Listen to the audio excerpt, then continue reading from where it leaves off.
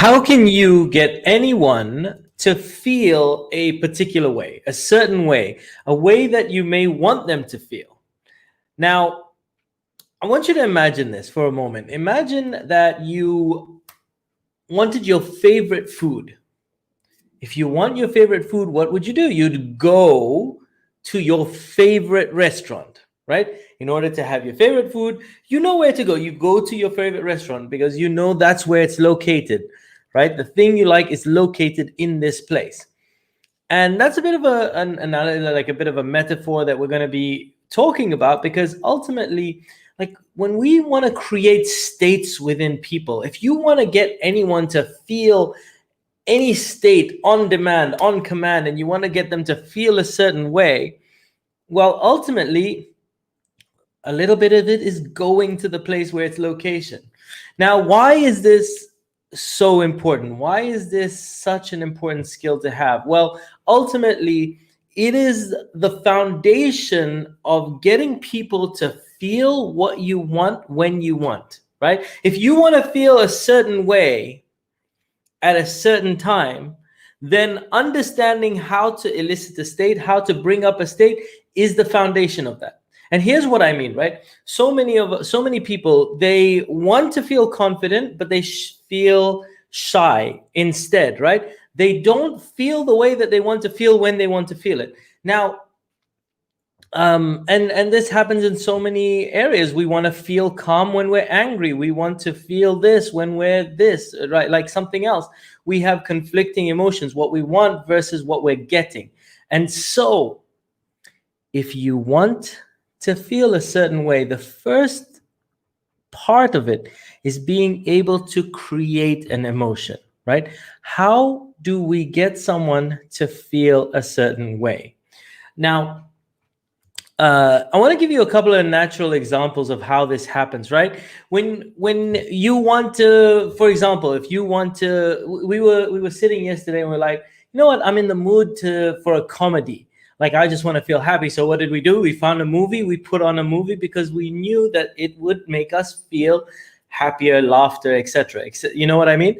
So we do this naturally because we know that certain things will make us feel a certain way. Just like, for example, some of you have certain people that you speak to.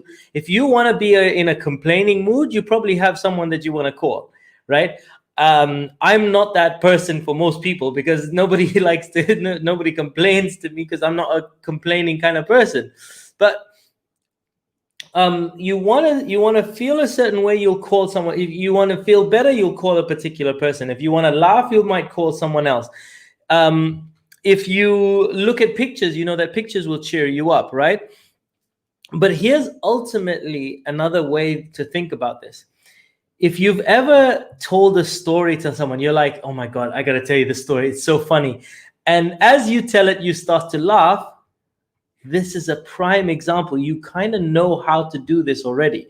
But if you start to talk about something sad that happened in your life and you start to, some people cry, maybe you've lost someone and you talk about that someone and you start to cry when you talk about them, or it starts to, you feel pain, etc.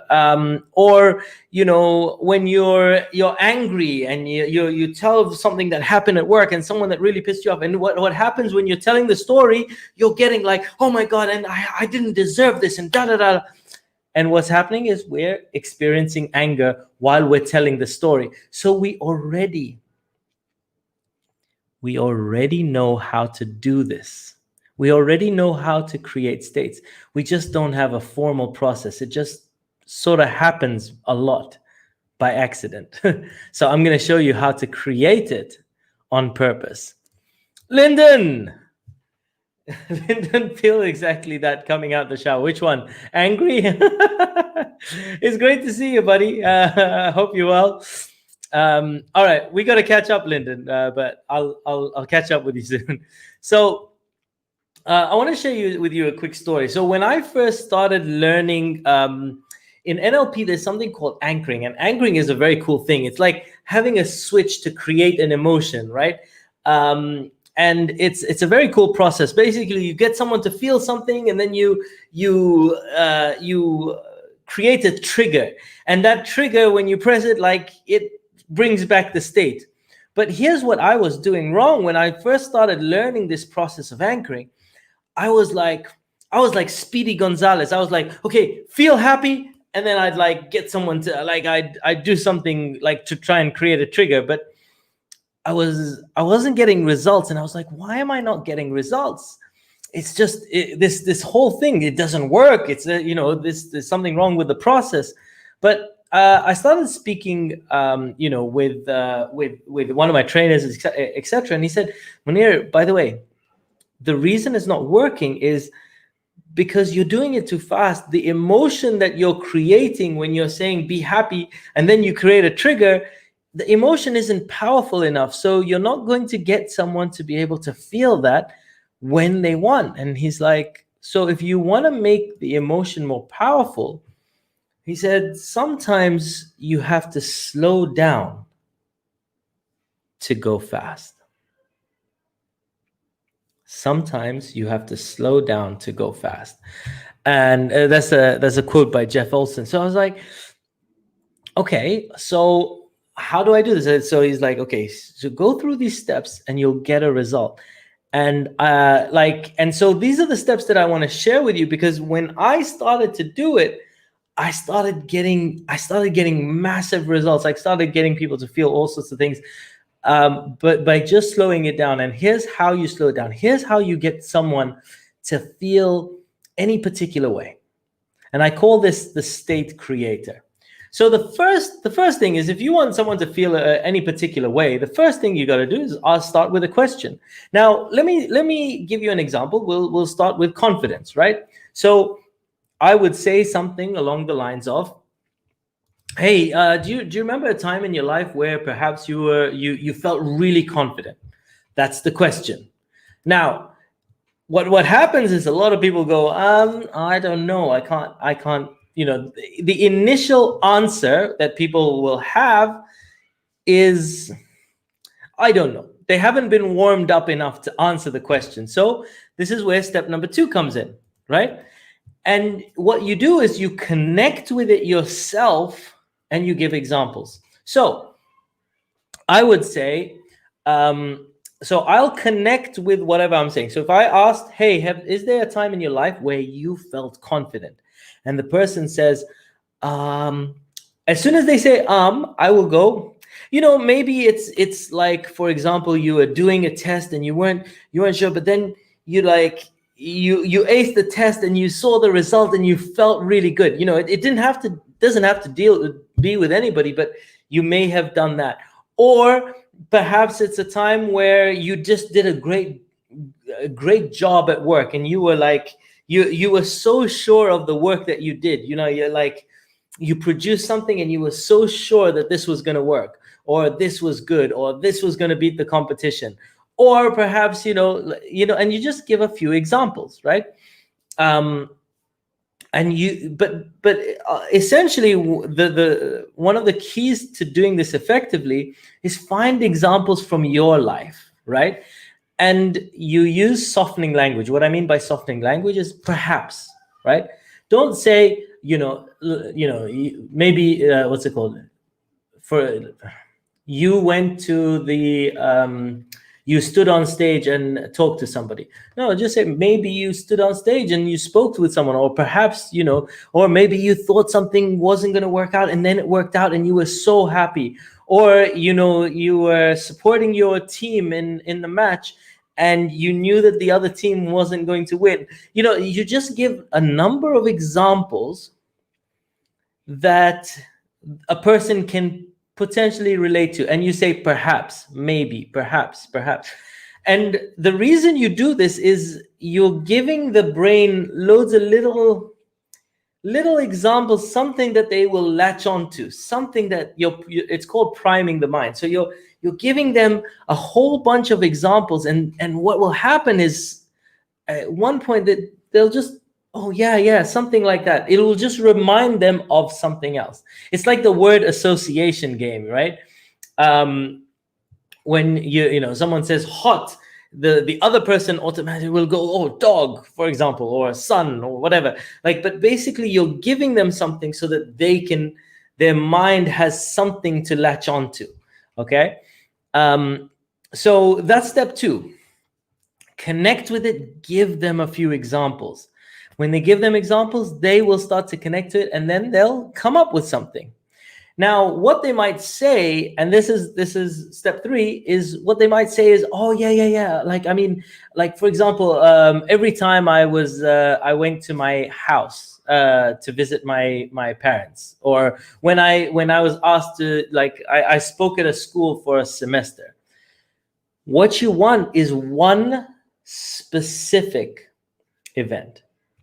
Okay, one specific event. Why one specific event? Well, because you want them to think of like a category of events, like every time I spoke, that's not empowering the mind. They need to latch on to a whole bunch of things in a memory in order to really get someone to feel something. So you have to get one specific moment. So if somebody says, oh yeah, when I was teaching one summer in thingy, okay, you go, oh, okay, great, that's amazing. Is there a day or one event in particular that you remember? So you have to narrow it down from this whole category to one specific event. What happens when you do that? Then you get the background. You say, okay, so you know one event. Okay, great. So tell me about it. And they'll go, yeah, I was just at this. I was at the park, and I was speaking with kids. And you go, okay, great. You find out, okay, what could you see? Describe the park to me. What sounds did you hear? You just want to get a few sensory-based information, because when you get sensory-based information, you're getting them to go into the memory. And when you get them to remember what they were seeing, remember what they were hearing, remember what the temperature was like, etc., then they begin to really relive it. This is the key. You want them to relive the memory. In order to relive it, you want them to see what they were seeing, hear what they were hearing, and feel what they were feeling. And that will really bring up the emotions. Okay, then you just ask them a few questions, and you just sort of say, okay, so the person says, I was at the park and there were a bunch of kids, so number one, you repeat it. You say, okay, so you were at the park. So, and maybe you use present tense. So you're at the park and you're in front of a bunch of children, okay, and you're speaking to them, and they go, yeah, and then they say something else, and you might ask a question, and you just say, how many children were there? And they go, about I don't know, maybe 10. And go, okay, so you're in the park, you're in front of about 10 children, and you're speaking to them. Again, you see what I'm doing is I'm repeating what they were saying. And here's why that's so powerful. When you repeat the answers, again, they keep reliving it and they slow it down, so they get a moment to really dive in. Now, let me explain why this is so powerful, right?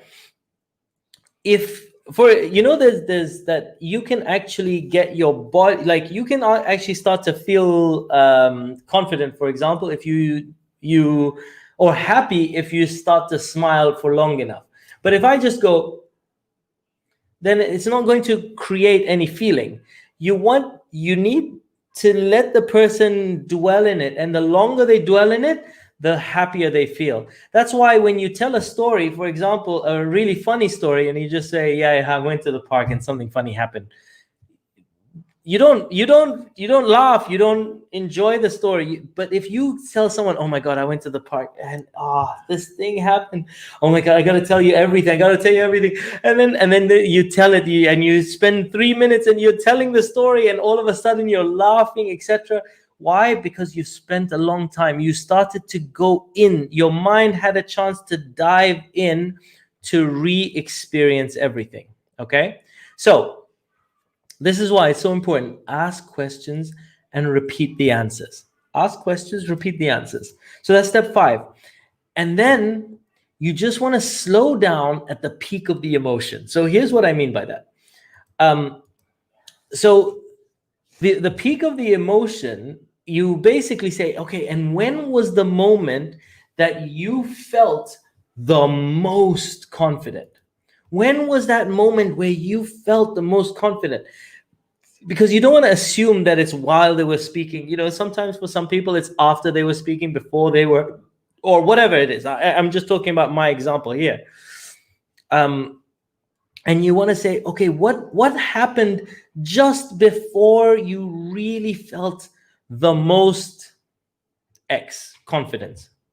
And they'll be like, oh yeah, and I remember saying to myself, man, I'm doing well. And that's the moment that just happened before. And so you slow that down and you repeat, and you say, so you're saying to yourself, so you're in the park, you're in front of kids, and you say to yourself, man, this is going well. And then you start to feel really confident. Okay, so you slow it down at the peak of the emotion. You find out when is the peak, and you slow it down, and then you intensify it. So how do you intensify it? You intensify the actual emotion by getting them to make a symbol of the emotion. So how do I mean by making a symbol of the emotion? So if someone was like, oh my God, and that's the moment I started to feel the most confident, I'll say, okay, where in your body did you feel this confidence? Because when we say feeling, we call it a feeling because we feel it somewhere in our body. So where in your body did you feel this most confidence? And they'll go, I think it was in my chest. And as soon as they locate it, it starts to intensify the feeling because they're focusing on it. And then you go, oh, okay, so you're feeling this feeling in your chest. I mean, give it a color. And they'll go, maybe some people will say, I don't know. And you just say, first color then comes to mind. First color that comes to mind. Don't worry about it. They go, I don't know, purple. You say, oh wow, so it's like there's a purple feeling in your chest, and is that right? And they'll think and they go, yeah, it's like a purple feeling in my chest. And just by saying that, they start to really experience it. And this is so powerful. This is how people get to really experience an emotion. You just sort of say, okay, yeah, it's this purple feeling in my chest. Oh man, it feels so good. And you go, okay, so purple feeling in your chest. Oh, amazing. And now, so that's literally how you elicit a state. Now, what do you do with it? This is where you anchor it. This is where you create a trigger. This is where you just sort of say, okay, and I don't know, for example, if the person says, oh man, I just felt amazing. If the person says, I just felt amazing, they have their own trigger word now. Anytime you want them to feel confident, you just go, yeah, imagine it's just gonna feel amazing. And you'll automatically, it's weird, they'll go back to that moment. They'll start to feel confident. You try it. If you ever, if you get someone saying a word in a particular way and they emphasize it, then you know that's a trigger word. If they go, oh, fabulous, I nearly swore over there, like fantastic. And then if you ever said, oh man, you know what, it's gonna, you should come out because it's gonna feel fantastic, they'll automatically, their body will change, their whole body posture and everything, because you've triggered them. But otherwise, you create a trigger. Now, I have a whole other video on anchoring. I've done it. It's on my YouTube channel. Do check it out. But this is where this is useful, because once you've elicited the state, you want to be able to bring it back, and that's where anchoring comes in. So definitely check out my other video on anchoring. However, hopefully you guys found this useful. This is very, very powerful stuff. Very, very, very powerful stuff. For you to be able to bring back, revivify a feeling, a memory, is so, so, so powerful. And so those are the 8 steps. And the phrase of the day is, sometimes you have to slow down in order to go fast. I want to thank you so much for tuning in. I truly appreciate every one of you that that comes on and joins me live. And I will see you on another video very soon. I appreciate you. Thank you so much. Peace out, one love, and I'll see you on another video very soon. Bye for now.